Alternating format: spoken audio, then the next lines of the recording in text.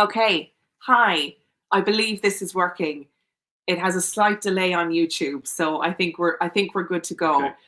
But welcome. This is our first live, and I am really excited about it, but also incredibly nervous because I hope that all of our technology works and everything is all good.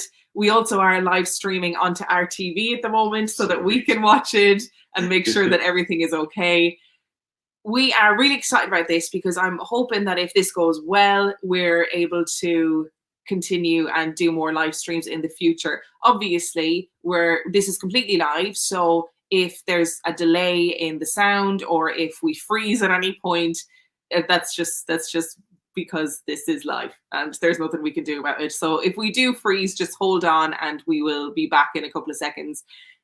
This is completely new technology, so I'm hoping I'm not going to be fumbling around, but there is a strong likelihood that there will be points that I will be fumbling around trying to press buttons.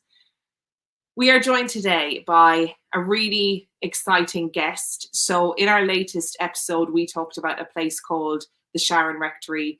The person who's joining us today has written a book about the Sharon Rectory, and the book is incredible. I would highly recommend that you go and buy it on Amazon. It's called The Haunting at Sharon Rectory. There will be banners that come up every so often so that you can take a note of things as you need them.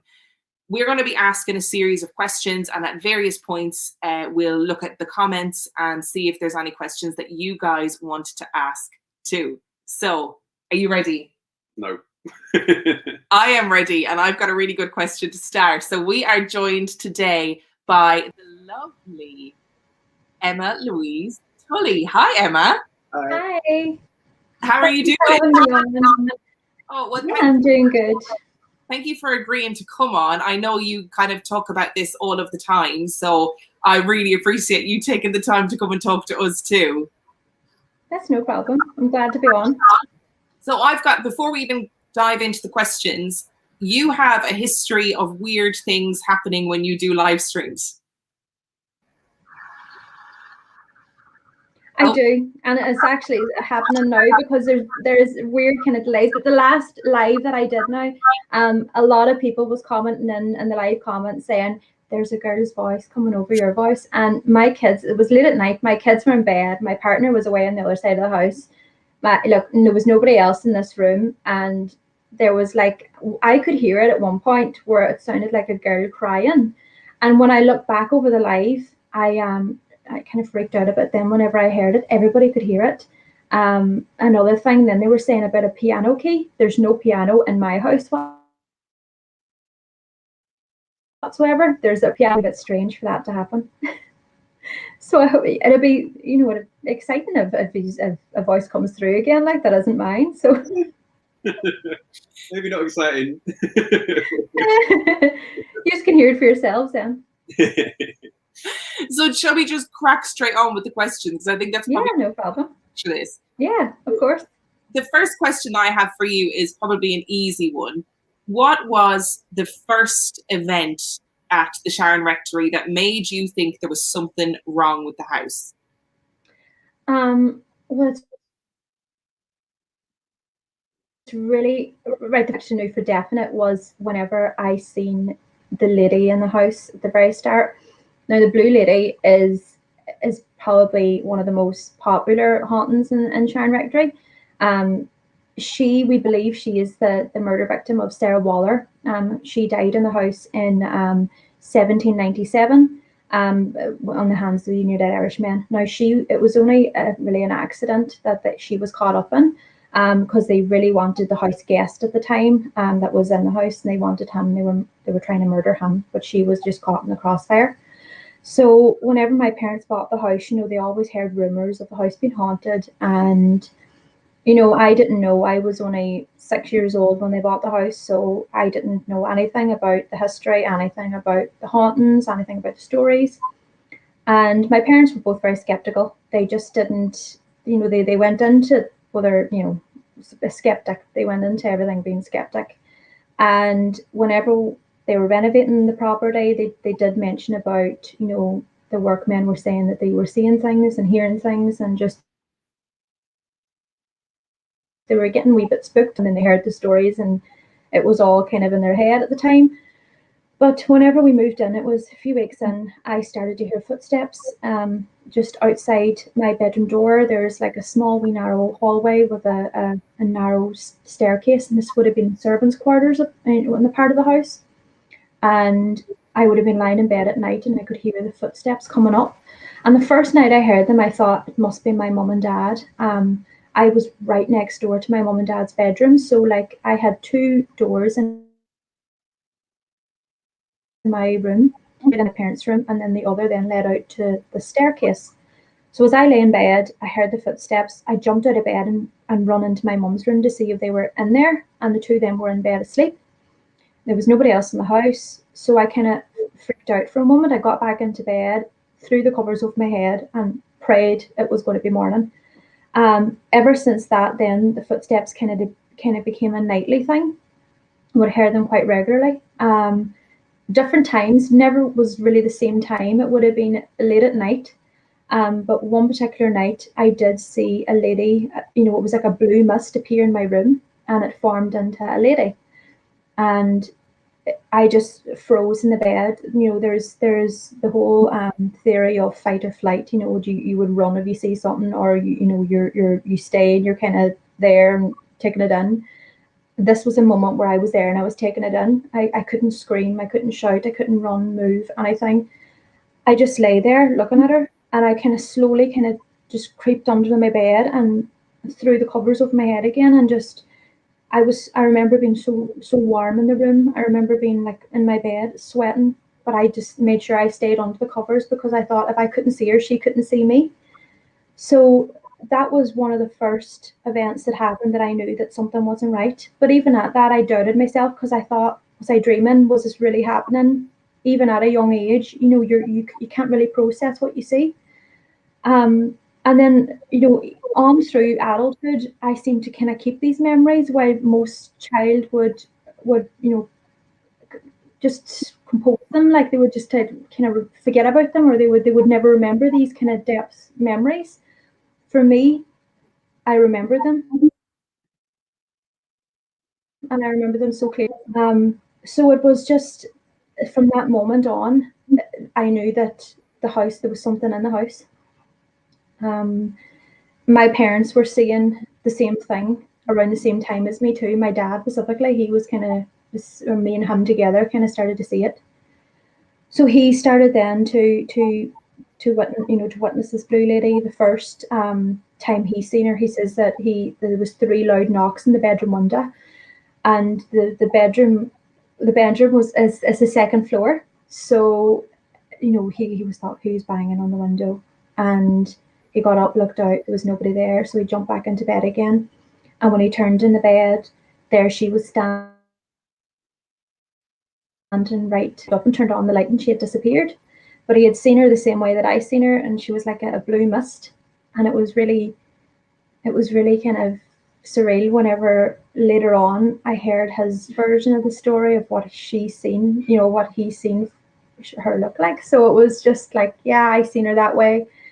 So it just went from there with the blue lady. She was the first, and yeah, it was a scary journey. I really like the part of one of the things that you see quite often, which is a big black dog. Yeah. It comes up a couple of times in the story. What do you think the black dog is, and do you still see it? The black dog, I believe, is a hellhound. Now, this is what I believe it is. I'm not saying it's definitely it. I'm just saying that, to me, it is like a dog I've never seen. I've never seen alive before. It's like a different breed. It's not a breed that I would recognize. My parents first witnessed the dog before they bought the house, and even though they had this terrifying experience with this dog, it didn't put them off. And I still think that they still kind of were skeptical over it all.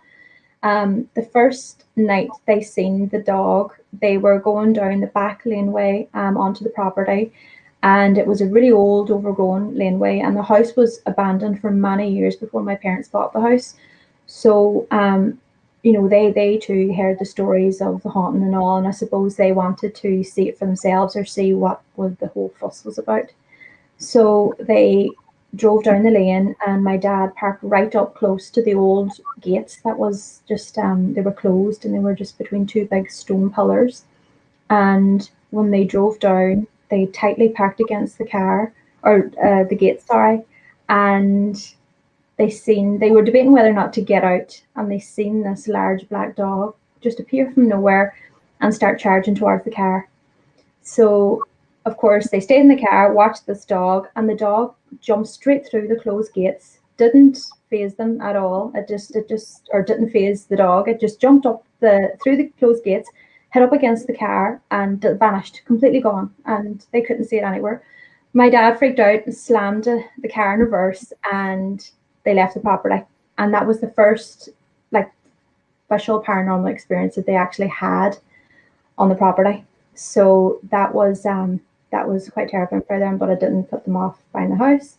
Whenever I was about maybe 7, 8 years old, I was walking my dogs down the back laneway, and this big black dog came out of nowhere. Didn't know where it came out of. It just came out from just seemed to appear and from the hedge, and my dog seen it and started barking at it. So I was trying to call my dogs back, and I remember looking at the dog and thinking, that dog I've never seen before, and it was huge. It was really It was really big. It reminded me of a Irish wolfhound. It was really that big, and it had red eyes.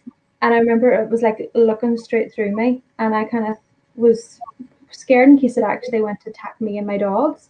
So my dogs tried to run after it. The dog ran away and ran kind of in the trees towards the back lane, and it vanished. And whenever I called back my dogs, I ran up to my mum in the kitchen, and I says, I seen a big black dog outside, and it just came from nowhere and had red eyes. And my mum's face just like drained from, the kind of shock of just like what I said, because I didn't know about their experience the time that they had before they bought the house.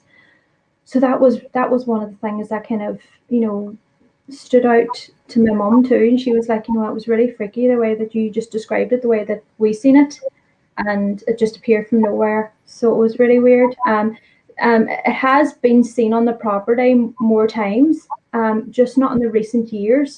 There was a neighbour of mine now. She came to one of our historical tours, and she did say that she was outside her house one day, and her house kind of is up at the hill, so it looks down at the back of our property.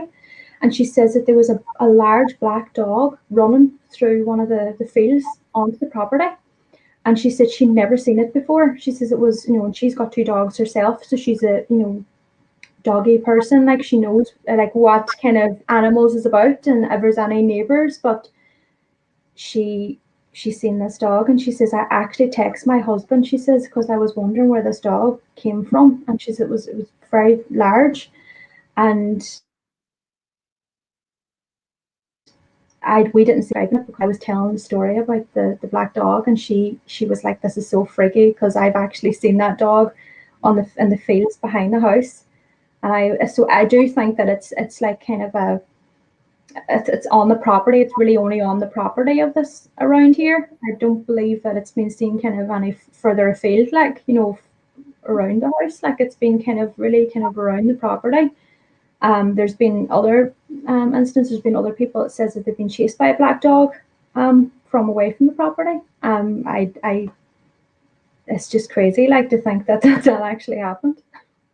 So, as an adult, now that you're all grown up and you're not your little 6-year-old you in the house anymore, did you and your family ever think, like, is this real? Like, are we just going mad? Like, what is happening here? Or did you always know this is something that is paranormal? Like, don't get me wrong, we have thought at times that we've seen things and, witnessed things. You do think to yourself, am I actually seeing it, or am I going mad? But whenever it's confirmed by other people, that's whenever you think it has to be paranormal, because not if it was one person that was seeing the same thing all the time and no other people was seeing it, you would say, right, there must be something psychological going on here. There's something that's kind of explainable, that you can kind of explain why this person is seeing this thing all the time. But it's the fact that every people that comes into the house to visit the house that actually witness things and seen things, that's when you think, right, there has to be something kind of more that's we need to try and understand what's going on. And we do know that there is Mrs. Waller, her spirit, the blue lady. We do know that she's not a harmful spirit. At the time whenever we did see her, we didn't know her intentions. We didn't know what she was there for. We didn't, we were terrified because you don't know how to cope in that situation of seeing things. So whenever other things started to happen that was kind of a bit more scary, we kind of didn't know who do we turn to get them. I have to talk about a lady called Kate Houston in my book. She's still very close to us. She's a family friend for over 20 years, and she's really helped us the whole time. Her being a psychic medium, she was able to kind of explain to us what's going on and kind of really help us along the way. But there is some instances where she can't, because what is here sometimes is just, it's very dark. So when it comes to things like that, it's really hard to, where to go from there. So that's what we're currently kind of dealing with now at the minute. We're currently trying to see where can we go with this, trying to get rid of the dark entities here, because I feel like that if we get rid of whatever spirits will come forward a lot more, and that and we could live with that. We could live with all the good spirits in here, like this. That doesn't bother us one bit. I know that we believe that Mrs. Waller is at peace, but she's still very much attached to the house. She's still very kind of, she's here. You know what I mean? It's just that she's not at unrest. She's kind of, she's at peace with herself, and she's, the way that Kate explained it is that she'll always come back whenever we need her, in the time of need. There was, I talk about it in my book, with the time there was a fire in the house, she was seen then. So for things like that, and my grandfather passed away last year, we feel like she was there then too, because there was an instance where we just felt that kind of was there when we were younger, she felt that same kind of feeling was there. So Kate said that she would always be here whenever we need her. So I suppose she's kind of a protector to us around the house, especially from this whatever is dark in the house. Yeah, it's funny you should mention the fact about the fire, because that's actually what I was going to ask you next. Was that? You said Miss Waller is a bit of a sort of protective spirit, and you write in your book how in the lead up to the fire, the fire alarms kept going off over a period of weeks. Do you think that was the ghost of Miss Waller trying to warn you of the fire that was coming, or?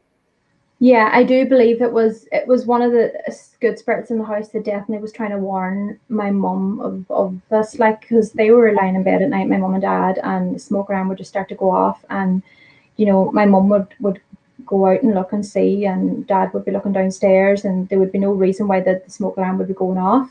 So they'd get back into bed again, and it was just crazy how weeks later there was a fire in the house, and it was a quite bad fire too. It kind of broke out in the main part of the house, where the big rooms were, and it was an electrical fault in the attic. We were told then when forensics comes in then, and they do the whole kind of to try and find out where the fire came from. They had a beautiful big chandelier in the main hallway, and it was wee mice in the attic that was nibbling away at the wires, and it just started to smolder then with the dust and stuff that was gathering. So it was smoldering for days, and it just caught fire. And I'll never forget that time, that phone call, because I was actually living away for a short period of time, away from the house, and I got the phone call from my mum to say that the house was on fire. And it just was in slow motion from the time that I got the phone call to the time I reached the house. I felt like it was hours, but I was only a few minutes away from the house. But whenever I pulled up to the front of the house, the whole roof on the house was up in flames at this point. So I was there before the fire brigade. But it was a time that was really, really stressful for my family, because my mum and dad just watched, their whole house that they built for so many years and put their heart and soul in just go up in flames within one night. And I talk about it more in depth in my book of that night, of how it happened, and kind of, you know, just the dramatics of it. But when they actually put out the fire, the firemen put out the fire, I was actually, with me and my mum were standing outside, and the fire chief approached us and said that, was any of you, any of you ladies inside the house at any stage?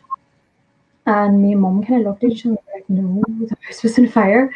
And he says there was a woman standing in the hallway where the fire was. And we looked at each other and we were like, it was her, wasn't it? And he was like, I don't want to know. I don't even want to know. And it was really kind of later on before he left, then he was like, it really actually freaked us out, because when they got the fire kind of under control and it was put out, then before they left, they all had to go around the whole house to check to make sure that everything was okay. And there was they all have to go in pairs. The fire crew all have to go in pairs throughout the house, just to make sure that nobody comes under in a difficult situation if there's any more fire or anything. But whenever they had to go down to check the cellar, they would go down. They wouldn't actually go down to check the cellar. I think there was one fireman said that, I'll go down and check it, and he couldn't get any of the crew to come down to check the cellar. He was like, that was it. And it was funny because a lot of them didn't know anything about the house. They didn't know anything about the history, so they were just going in as in like it was a normal night. But it was whatever was there must have really spooked them, especially seeing that lady in the house. So that was crazy. Sorry to interrupt. We've got a listener question for you. Yeah, no problem. Which I think that lots of people will be wondering. So the rectory kind of had a reputation in the local area, and your parents had that experience with the black dog. So Zombies in Top Hats wants to know if your parents were aware of the weird happenings with the house, what led them to buy it? They just, they just were attracted to the house. And it's funny because, see, whenever my parents, when we started to go through all the paranormal things and the years of what we experienced along the way, there was actually a few people approached us. Now, these are separate people, didn't know each other, and they says, I think that the house chose you, that you didn't choose the house. And like, that was a really kind of surreal thing to hear, because like my parents, I don't think anybody else would have stuck out what we've dealt with. I don't think anybody else would have stuck it out. And I just think my especially my mom really can hear, he just gets up and gets on with it. But my mom would be like, I'm not going to be chased out of my home. And that's the way it is. She's very, nothing will scare me from my home, no matter how bad it gets. I've worked hard for this. I've worked hard to be, to build this place into a home. So, and I do think that there is sometimes I think that she channels Mrs. Waller. I do think that it's a case where like, I'm like, oh my God, Mum, like, stuff that you like come out with, I'm thinking to myself, is it Mrs. Waller that's talking here? Because it's like, the way she talks sometimes, it's like that the house has always been hers. Like, so yeah, I just think it's a nice thing though, because maybe it's the case that Mrs. Waller's kind of, rubbing through her, because it's another thing that I probably talk about it in my book. I can't remember if I actually put this in. My mum would actually do, if she's going around the house fixing things and cleaning up, she'll be like, no, that's not meant to be there. And she'll like just suddenly start rearranging and moving things. And I'm like, why do you just do that? Like, and she's like, it's not happy there. It's not meant. It's something that's telling her that needs to be moved around, or what's the story?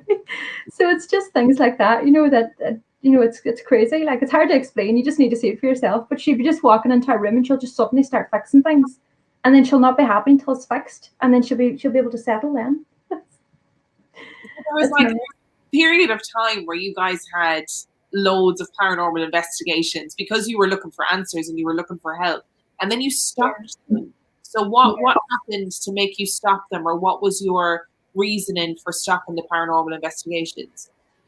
Yes.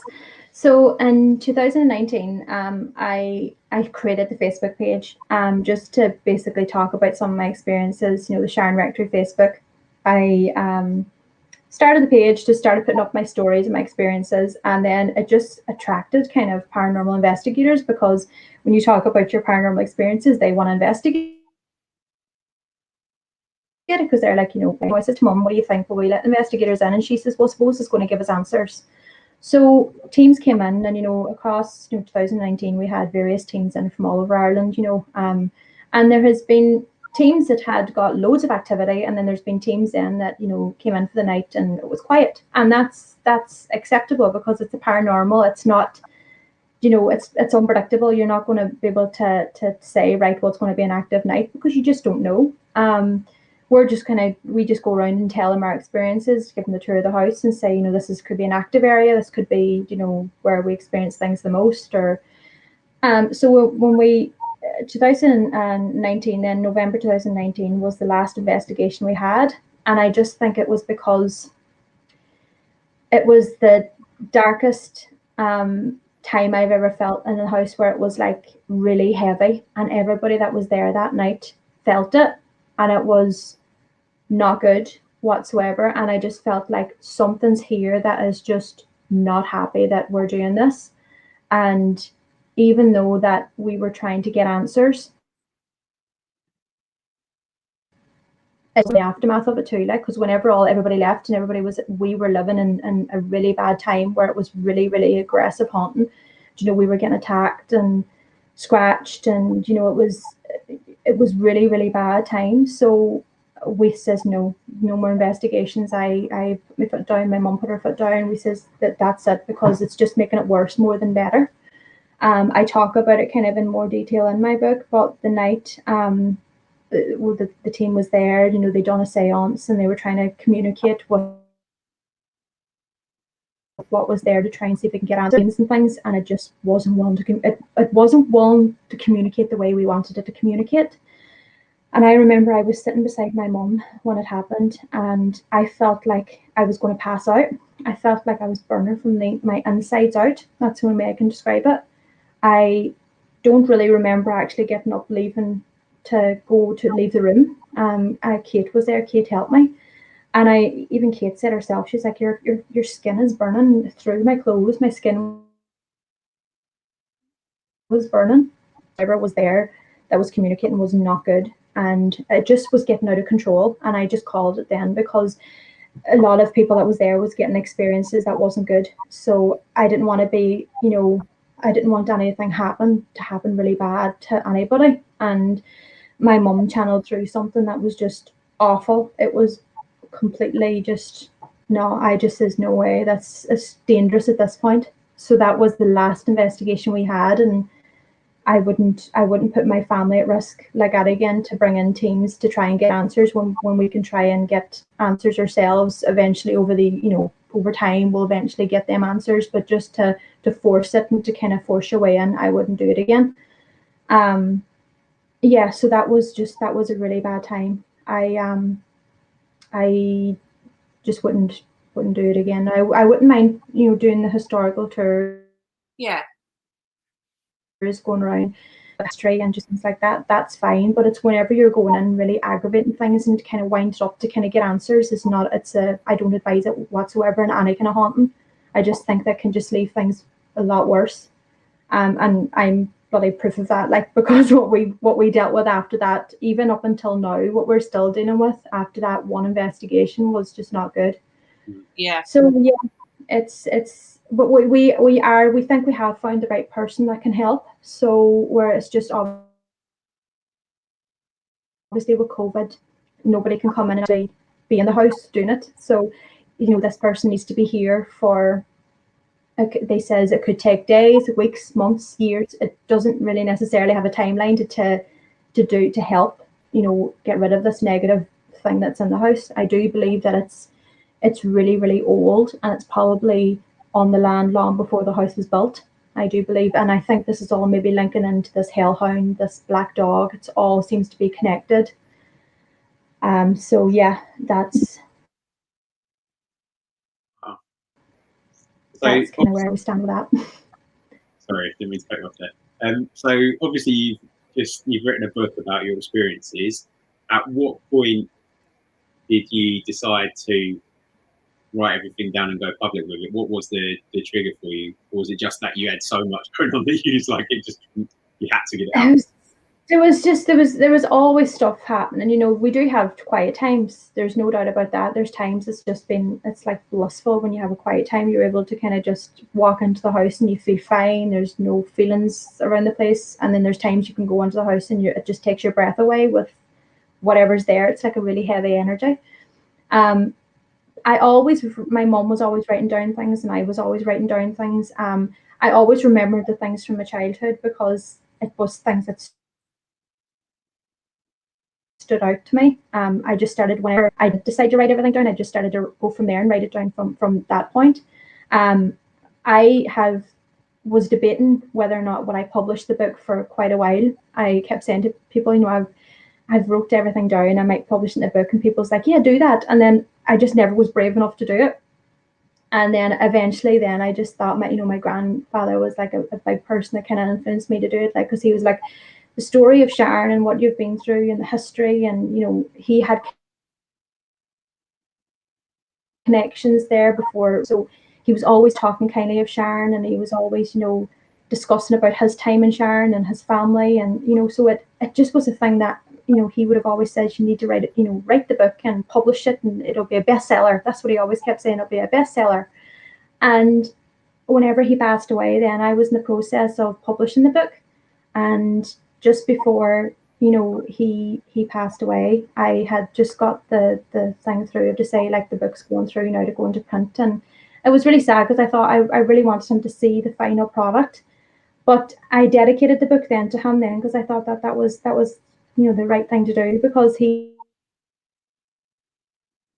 was the one that kind of put it to print. So I just went from there, and I published it then. And it was a decision that I'm glad I made, because, as I say, like, so many people now has read it, and they know our story now, and they know the right version of the story, because there was other versions out there that just was coming back to us, and we were like, you know, that's not right.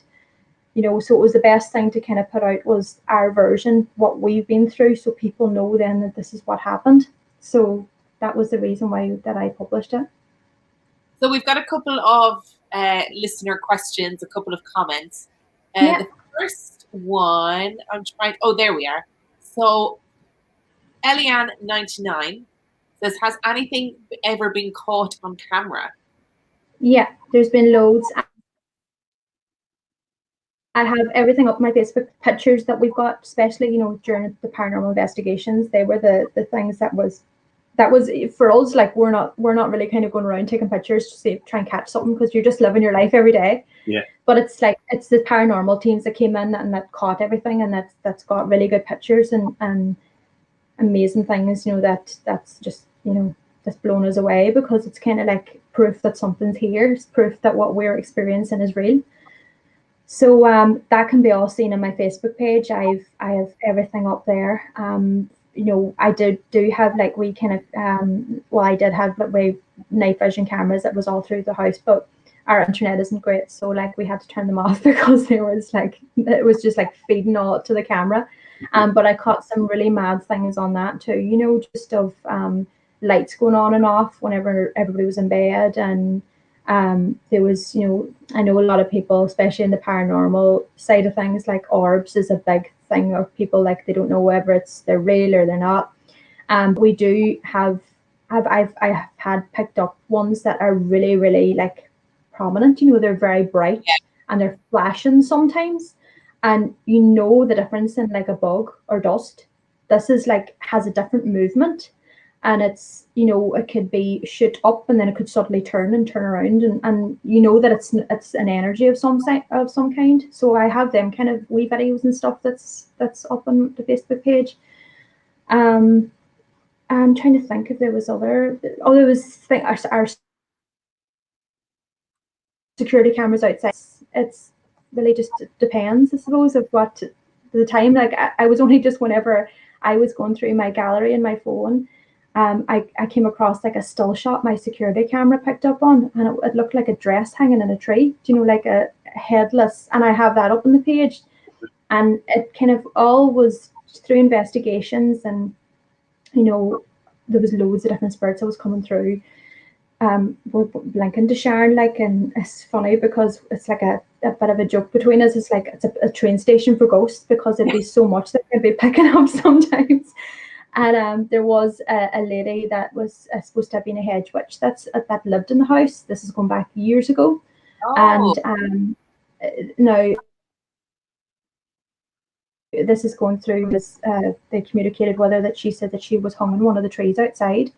And whenever I got this still shot on my phone, I didn't know at the time, because my camera runs, non-stop kind of, and it must have just caught something that was maybe motion detection.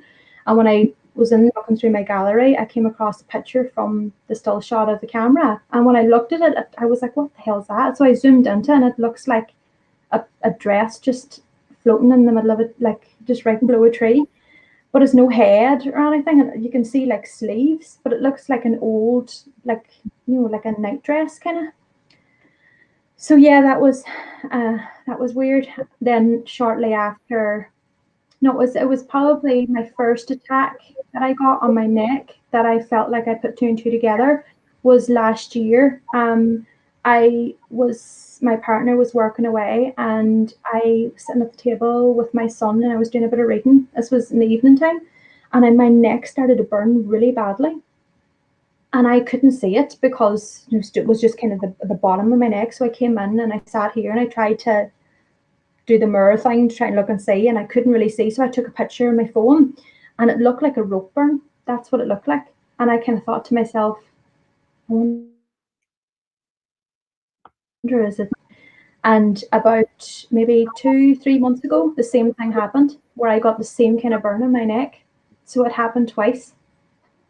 And it came out of nowhere. It wasn't like I had a sign or anything. I literally was sitting at the table reading a book with my son, and it happened.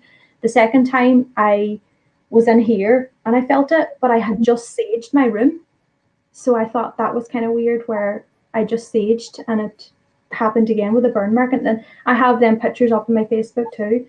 But I just thought, I wonder if it's a connection. When I spoke to Kate about it, I kind of thought, I wonder if it's a connection with this lady. That's, is it her way of kind of saying, that's me, that, I'm reaching out for help. I want you to kind of know that I'm here.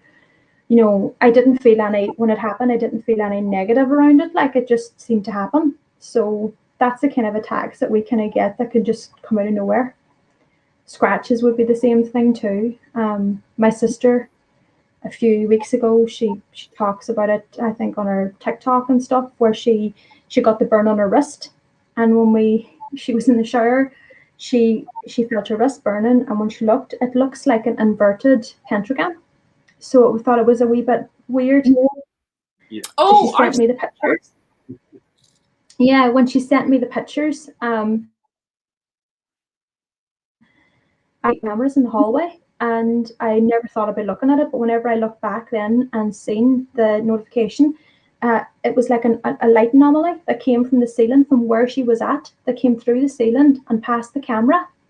And I kind of thought to myself, that adds up to whenever she had the attack, to whenever this, because it would have been around the same part of the house, to have this thing come through the ceiling and dive down past the camera, and I was able to catch it. So that was, kind of felt like it connected. Do you know, the two of them connected? So it was really weird. So there's the kind of things that, we don't know if maybe it's connected to this lady, but it was very weird though. So on that kind of same vein, we've gone into like the territory of people being injured and scratched and all that kind of stuff. If you're comfortable talking about it, what is the scariest experience that you've had in the house? Oh my God, I can't even tell you one scary experience, that many. One scary experience that stands out to me that happened a few years ago whenever I was living in the Coachman's was seeing that 7-foot shadow at the bottom of my bed. Now that was because for me now, whenever I see these things, yes, it scares me at the time, but I feel like that I have grown so much and I have learned so much of what I'm seeing and tried to control that fear. But at that time, I wasn't really interested in the paranormal. Whatever was going on around me at the time, I thought, oh, there's that happening again. It was kind of these things where just got up and got on with it. But whenever I woke up one night and seen a 7-foot shadow stand, it was 7 to 8 foot tall at the bottom of my bed, and it was in probably the most scariest part of the house, because the Coachman's was like renovated later, a bit later on than the rest of the house. So whenever I seen this, I was way far away from the rest of the house and the rest of my family, like, and you know, you kind of feel yourself like, I'm sitting here now and I'm seeing this, what I do, because I'm here alone. Nobody would even hear me scream. So when something like that happens, it's, you know, that really stands out to me, where I was really scared, because you know, everybody that stayed in that part of the house all had the feeling of being held down, and I did have that feeling of being held down. And I kind of was thinking to myself, I wonder, was that the one that was holding me down? My partner had that sensation in the house. My mum and dad had both the sensation over in their house too. And I know a lot of people would say that's sleep paralysis, but I was awake, and I know I was awake. This happened to me in this gatehouse too, where I was awake and I was being held down. You know, things like that. That's when it's really scary, because you feel in that moment you have no control.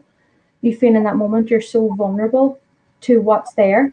So that's where it gets scary. Just a few weeks ago, I woke up. It was actually the night after the last live podcast that I done, where people were hearing the voices. I actually went to bed, and that night I woke up about 3 o'clock, and I looked over towards my ensuite bathroom door, and I seen a huge shadow, and it just kind of came out from the door and kind of stood there, and it was like moving really slowly, because I could see it. I have, like, in that corner of the room, I have like a wee plug light plugged into the wall, and I could see it just, you know, the shadow just moving with the plug light. And I woke him up, and I was like, do you not see that sitting there? And he wears contacts and glasses, so he couldn't see anything. He was like, I can't see anything. And I was sitting watching it. I remember just sitting watching it, and I was like, this is just crazy, like, because, you know, it was just freaky. But I don't know if it was because we were talking about it during that live that it was there, because they, you know, the guys in the live were saying that they were seeing things behind me, a shadow behind me and all. And I was like, I wonder, was that it? And it was just hanging around that whole night. So it was really weird. I think that sometimes whenever you're talking about it, it's there, like, it knows that you're talking about it. So we've got two questions that are very similar from listeners. Yeah. And I don't know if I can show them both. So the first one comes from Elizabeth, who says, does Emma worry about the spirits harming her children? And the second one comes from Shannon, who said, apologies if it was already asked, but has your children had any experiences? So you've got two little boys, am I right? Two boys, yeah. I do. That's one thing now I do worry about, is the kids being affected. You know, that's because I feel like that I wouldn't want them going through and being scared the way that I was. But like, my parents were great. You know, they never made me feel like that I needed to worry about anything. I just saw that. I thought I saw something in the corner of my eye. Sorry. I'm sorry. But no. Oh, I do often worry about that now, but thank God, you know, touch wood, they have not been attacked in any way, not that I know of anyway, but like, they have not been physically attacked spiritually, like, so, but they have seen things. They've no doubt seen things, like, and my eldest boy now is at the stage where he's like talking about that it's ghosts, like, you know, he turns around and he says to me, you know, is Nanny, and you know, is this house haunted? Is Nanny's house haunted? And you know, there's ghosts in Nanny's house. You know, they talk about it, so that, you know, he knows. But I try and just kind of brush past kind of the conversation of, like, you know, yeah, it's there. You know, you kind of brush it off, you know, and try and talk about something else, change the subject more so, like. But there was one night, it was around the time, November, I think it was around 2019. It was actually coming up to Halloween, because my sister had a horrible dream of something that was in the house that she actually drew. She woke up the next morning, she drew a picture of it, and she says the way she described it was like it had pointy teeth and had like curly hair, and it was like really. She says that she felt it was female, but it didn't have like a distinct kind of gender. It was kind of like, you know, scaly skin, and it was like a lizard type thing, but it had pointy teeth and this mad curly hair. It was like wearing like a dirty kind of, the way she described it was like a swimsuit thing. And she says that she could see it coming up from like just the bottom of our garden is like very swampy, but she says it was like coming up from the bottom of the garden. And she says it was trying to get her in her dream. and she woke up and drew it straight away because she thought, now that she has the image in her head, she wanted to draw it. So that was okay. It was a really freaky kind of experience to happen. A few weeks later, then it was coming closer to Halloween. It was probably maybe a few days before Halloween. My partner works away quite a bit, and he was away at the time, and me and the kids were in the gatehouse, and it was pitch black outside, and my youngest son was like jumping from the sofa onto our stool that was right in front of me, and he was kind of jumping back and forth, and it was right in front of the window. And he stopped and he kind of looked out the window, and I kind of seen his reaction, and I knew that he'd seen something. But we live in the country, we live in there's nowhere around, there's no light contamination, nothing. So when you look outside, it's really dark. Like I only have like a really dull outside light that's attached to my wall. And when he looked outside, he says that he could see something looking in. And I looked out the window, I couldn't see nothing, but I was kind of scared myself because I thought, I know his reaction, I know that he actually seen something. So when I asked him what did it look like, he said it had pointy teeth and big claws, and it was doing this. And I kind of remembered about the drawing that Victoria drew then of this thing that she described. And I kind of thought to myself, I wonder if that was the same thing that he's seen. And that really disturbed me. That really kind of freaked me out because I thought this is where it's drawn. Like I'm like, no, something needs to be done, because I thought I don't want them. Like he struggled to sleep for a few weeks after. He wouldn't go to bed. I would like put him to bed and he would keep getting up going, I can't sleep. So I don't know if he kept thinking about this thing that he's seen. And like at the time, I tried to brush it off and say it was one of Nanny's Halloween decorations, that blew across. And like, so I was trying to make up all these excuses to try and kind of take the fear away from him. But it was really kind of, that was really scary for him. Like, and he doesn't talk about it anymore. Like he never says to me, do you remember that time? It just seems he kind of forgot about it. So I like to keep it that way. But there's a few weeks ago now, my kids were outside playing, and it was about 7:30 in the evening. It was dark outside, and they came in, or they went over to my mum, and they says that there's a person standing on the balcony waving at them, and the balcony is just like, the garden is between my house and my parents' house, and they were playing in the swings outside, and our balcony is just facing our house. So whenever they were outside, they obviously looked up and seen something standing up there, and they says that it was like a statue, but it was waving. And I was like, there's no statue out there, so I don't know what they were picking up on. And they went running into my mum to tell them. And I says to mum, maybe was it Victoria that was upstairs and waving to them or something? She says no, she was in her bedroom. She wasn't even anywhere near it. I don't think it was anything sinister, but I think that whatever they seen, they obviously seen something. So, and it was waving at them. That's crazy. I remember when we did the episode, I remember Emma talking about the description that your son gave with the teeth and the pointing, and that just freaked me out no end. And it sounds like, that was freaky. I wonder if I can try and get the picture for you. I have to try and get it and show you, but it's on my Facebook. If you can go in and actually go through the on the Sharon Rectory Facebook page, you'll go in through the pictures and you'll probably see it. It's just a hand drawn picture, but it's really freaky. It is. And especially whenever my son didn't see the picture, didn't know anything about Victoria's dream, and to describe the same thing that she drew is a wee bit freaky. It sounds quite cool. Yeah, there was actually another picture that I drew myself. And it was funny because I talked about this in the last live, but it just twigged to me then in the last live that I done actually what it actually put two and two together. And one of the pictures that we have, it's like it was one of the paranormal groups that caught it, and it was in the cellar, and it looks to like a big bearded man coming out from within the wall, and it's really clear. You can see a big beard, and his features, his nose and stuff. And it's was taken, I think, with a night vision kind of camera thing, but they caught it, and you can see it on it anyway. But I woke up one night here, it must have been in January time, and I seen it a few months before because it grabbed my foot, and I woke up and was like something was grabbing my foot, and I woke up Gabriel and I says, "What's that standing at the bottom of the bed?" And he couldn't see anything, so it kind of shook me a bit, and I kind of went back to sleep. But it was kind of sitting in the back of my head, and then in January time, then I woke up and this man was still really panicked because I thought somebody was in the house. It was that solid. And whenever I looked at him, he had a really big beard and big dark circles in his eyes, and he had like hair. And I got up the next morning, done the same thing as Victoria does, and drew it down because I thought if I don't draw it, I'll forget what I seen. And whenever I was talking about it in the last live, I see the similarities now in the two pictures. So I was like, I wonder if it's this man that I seen that was in the bottom of my bed.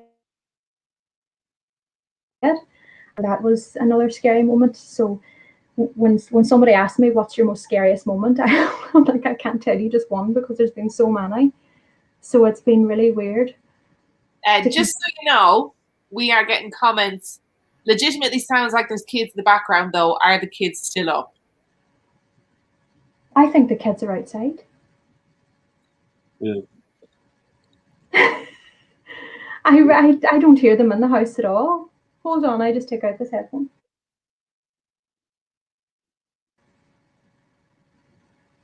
I don't think they're in. I think. Oh no, I could hear them now. So they must be inside. Oh. Maybe that's the thing. I just had to listen because I couldn't hear anything there for a minute. I had to listen. They're at the other side of the house. Catastrophe avoided. It is real, children. People. It's okay. So that the drawing. So these ones are living.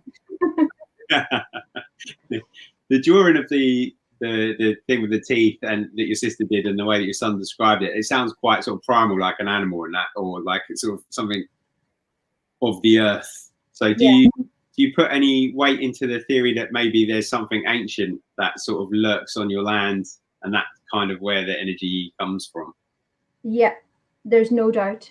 I actually have the picture here. I don't know if you'll actually be able to see it properly. It's probably going to be very bright. It's a pity because it's right. It's really bright, probably. Oh yeah. Oh no, I'm just going to get the reflection of you, I think. Oh yeah. Can you see it? Oh my gosh. Oh my god. At least a little bit like reading from. That's awful. Well, that's terrifying. That's what she drew. That, and that's it, like what he described. So that was freaky. I just can't be dealing. We are getting people in the comments saying that no, they heard it clearly, not in the distance. I haven't personally. I heard it, thankfully. I have to go. I did see something at the corner of my eye a while back, but maybe it could have been something that was that I don't know. In fairness, I saw your reaction and I immediately looked at Dan to see if he saw it because I was like, oh, she's just seen something, and I assumed somebody had walked into the room.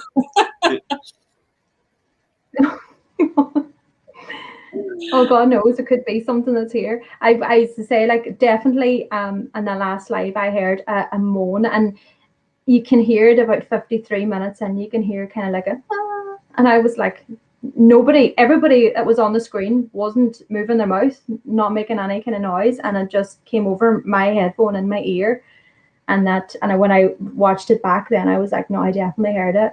And then other people then were saying about a piano key, which was really weird because I can't describe. There's nothing here that sounds like a piano key, especially in this room.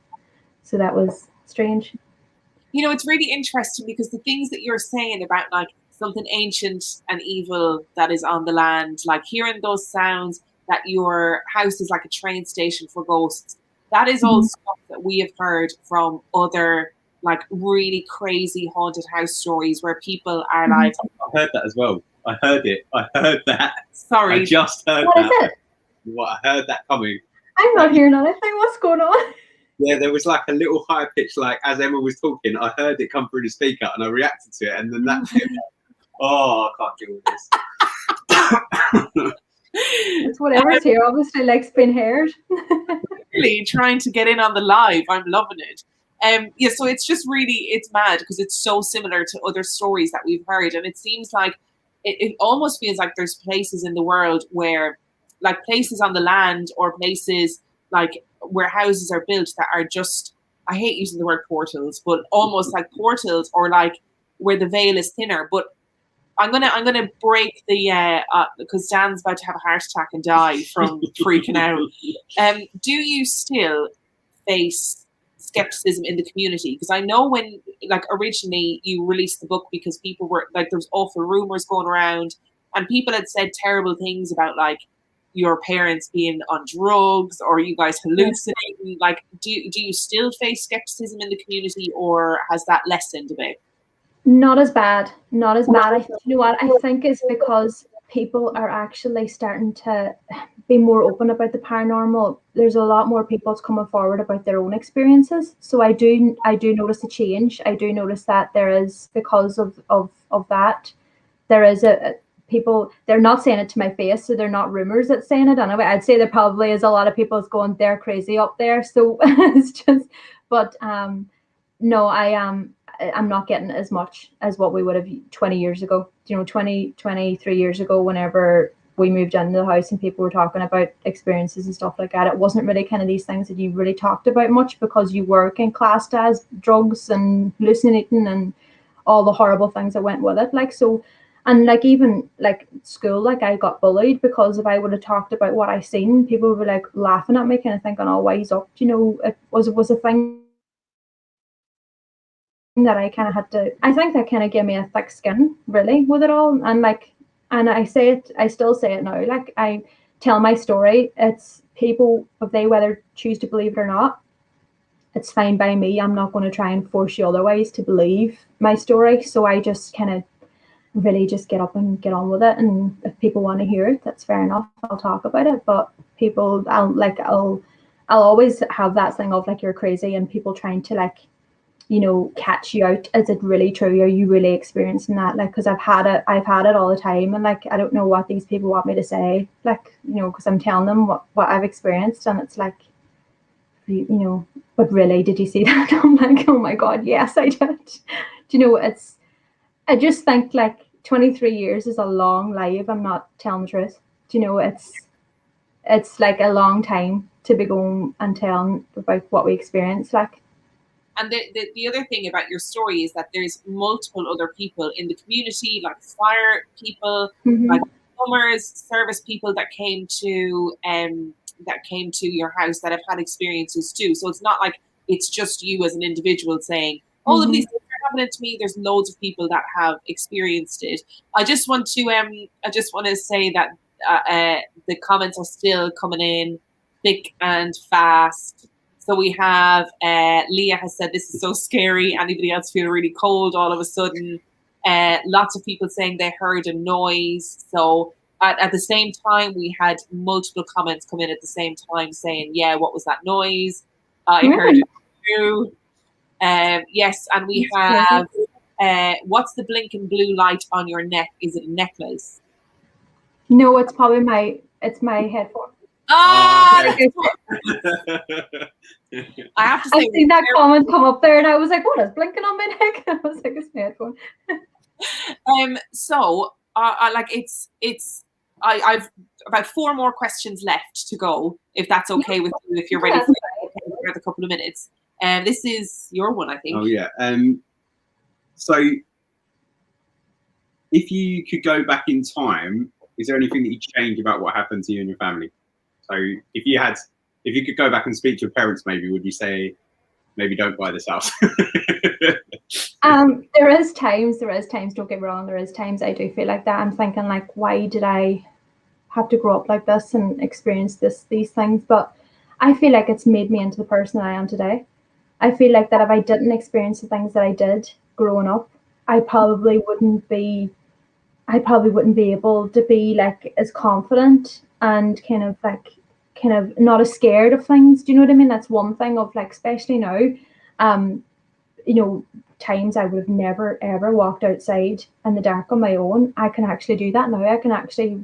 There is moments I go out and I think, there's something here, that I just would run, and you'd nearly break your ankle trying to run back into the house again. But Because I live right where, like in the gatehouse, we're right next to my parents' house. You know, there's times that I have to run back and forth, you know, and it could be dark. I could do that now easily, when before that I couldn't have done it, you know. So I do feel like that things like that, because I witnessed things that really scared me.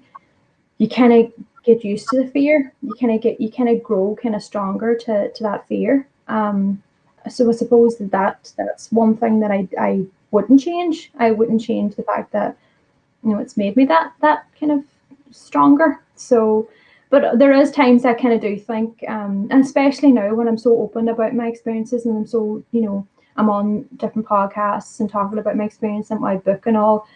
There is days I do wake up and be very overwhelmed with it all, and kind of thinking, oh, I wish I didn't experience any of this stuff, because I'm feeling so anxious and overwhelmed at the minute. And you do kind of get that feeling of everybody knows our story now, and that kind of slight panic. But it passes. It only is there for a brief moment, and it passes, and you kind of feel like that. No, this is the path I need to take. I need to be open about my experiences. I need to bring awareness to other people that maybe are dealing with these type of hauntings, that need to maybe talk about it and reach out for help, that are scared to, because they're thinking maybe they're going to be labeled as mad, or, you know, hold that stigma that we held of like being crazy, and, you know, they're only attention seeking, things like that, you know. So I feel like that I've had so many people, since I even created my Facebook page, I've had so many people contact me with their experiences, and feeling like that they had nobody to talk to, nobody to turn to. And I feel like that what I'm doing means that some kind of good, you know, it's doing something, it's helping somebody. So that's kind of the reason what makes it all kind of worth it in the end, to kind of be open about it. Yeah, so that would be kind of the reason why I wouldn't change. But there does be times I kind of do think, I wish that I didn't. I wish I lived somewhere else and didn't experience any of this. But then again, what person would I be then? You know, you kind of think to yourself, well, what kind of person would I have been then? Like, so yeah, it's a tricky question, but like, it could be split from time to time.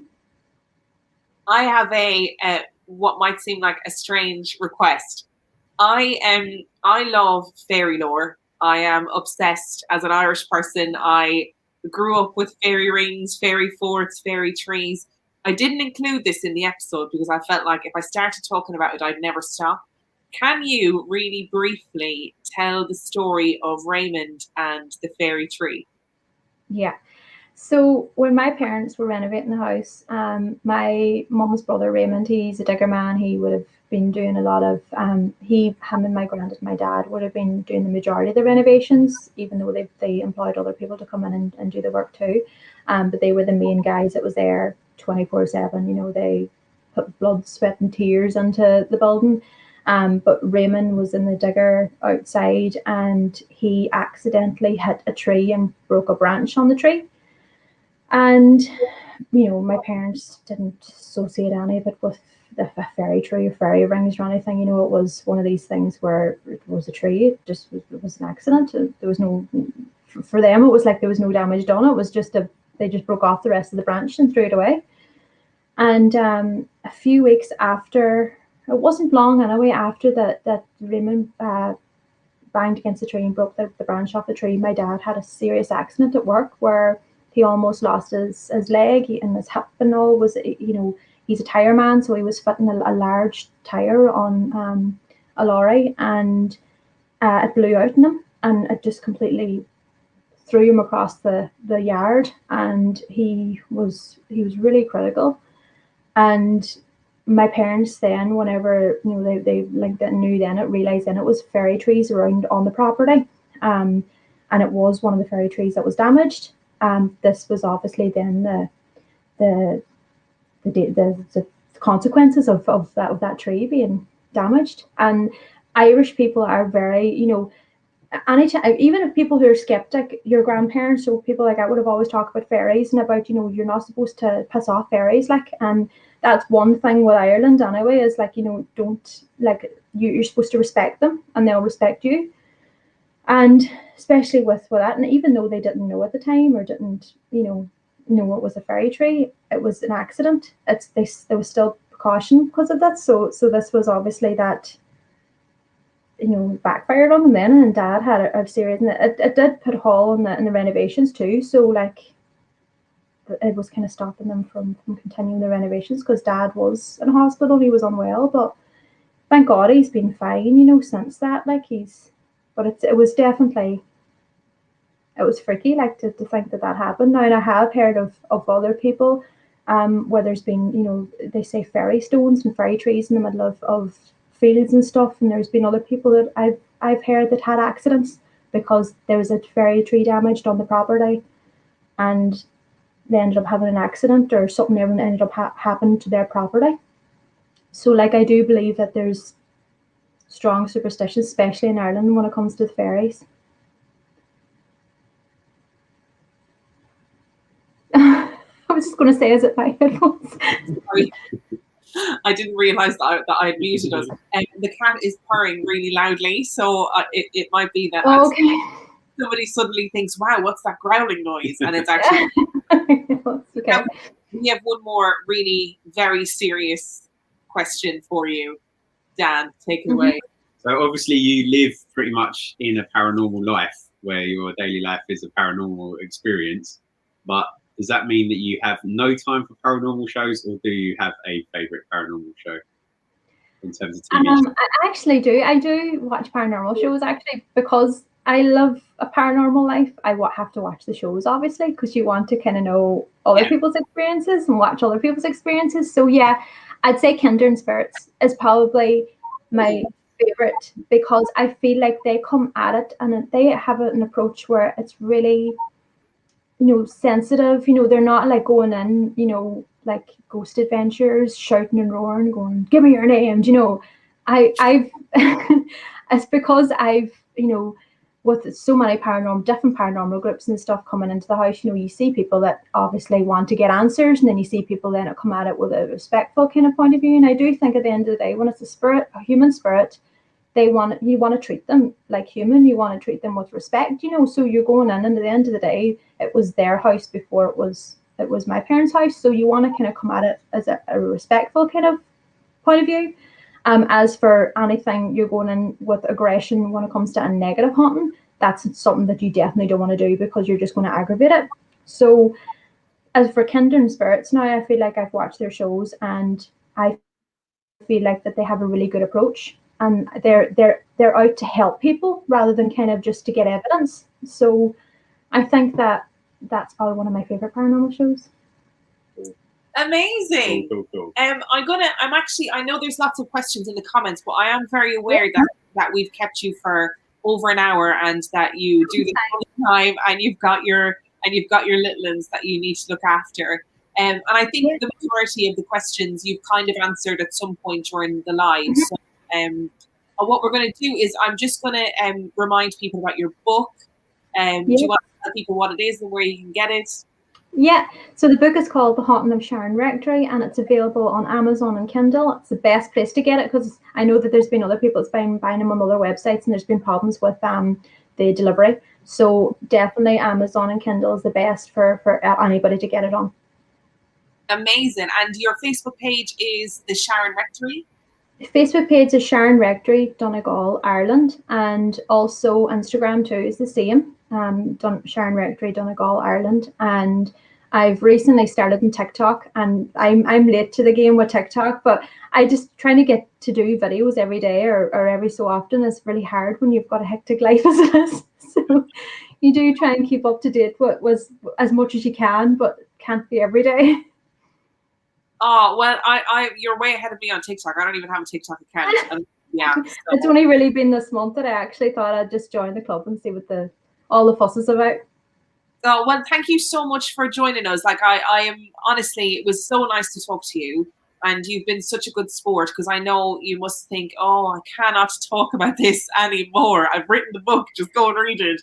So I really thank you so much for having me on. I really enjoyed it, and I hope that I answered as many questions as I could. And so just before you go, you've had lots of really positive comments too, just about how brave you are for. I think in terms of facing the paranormal and whatever it is you believe, whether you're skeptical or not, it's a very brave person to write a book in general, and then to write a book saying, hey, this my family have experienced this, and that's a pretty massive thing to do. So thank you for sharing that with us. No problem. I'm glad, that you read the book and, you enjoyed it and you found that it was informative. So yeah, thank you for reading it. Amazing. And we'll speak to you soon. And this, just so everybody's aware, this live will be available on YouTube fairly soon. I don't know when the how long it takes for it to be uploaded. So feel free to share it anywhere that you want to. And thank you so much for joining us.